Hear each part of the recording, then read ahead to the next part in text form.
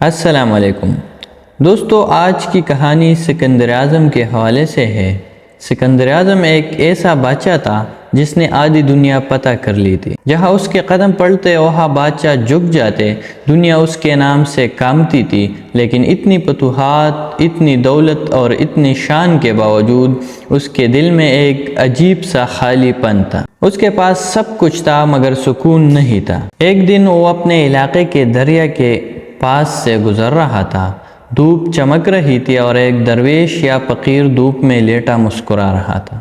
سکندر اعظم نے حیرت سے پوچھا، اے آدمی، تو کون ہے؟ فقیر نے مسکرا کر جواب دیا، میں ایک آزاد انسان ہوں۔ نہ میرے پاس دولت ہے نہ تخت، لیکن میرا دل مطمئن ہے۔ سکندر اعظم نے فخر سے کہا، میں سکندر اعظم ہوں، دنیا کا بادشاہ۔ بتا کیا چاہتا ہے تو، میں تجھے سب کچھ دے سکتا ہوں۔ فقیر نے آسمان کی طرف دیکھا اور مسکرایا، بس ایک چھوٹی سی خواہش ہے۔ سکندر اعظم نے کہا، بول کیا چاہیے؟ سونا، چاندی، جاگیر، تاکہ میں آپ کو دے سکوں۔ فقیر نے نرمی سے کہا، نہیں، صرف اتنا کر دے کہ ذرا ہٹ جا، تیری پرچھائی میری دھوپ چھپا رہی ہے۔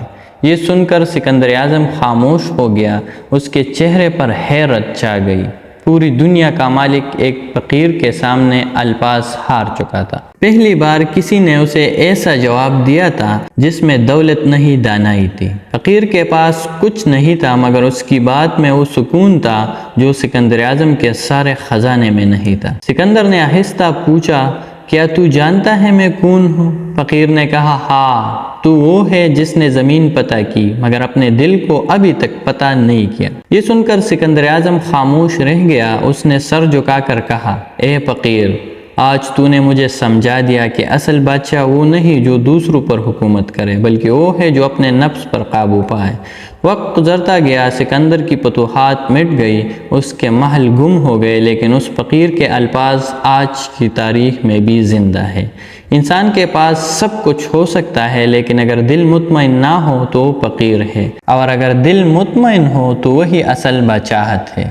دوستو، اگر ویڈیو اچھی لگی ہو تو انہیں دوستوں کے ساتھ شیئر کیجیے گا۔ بہت شکریہ۔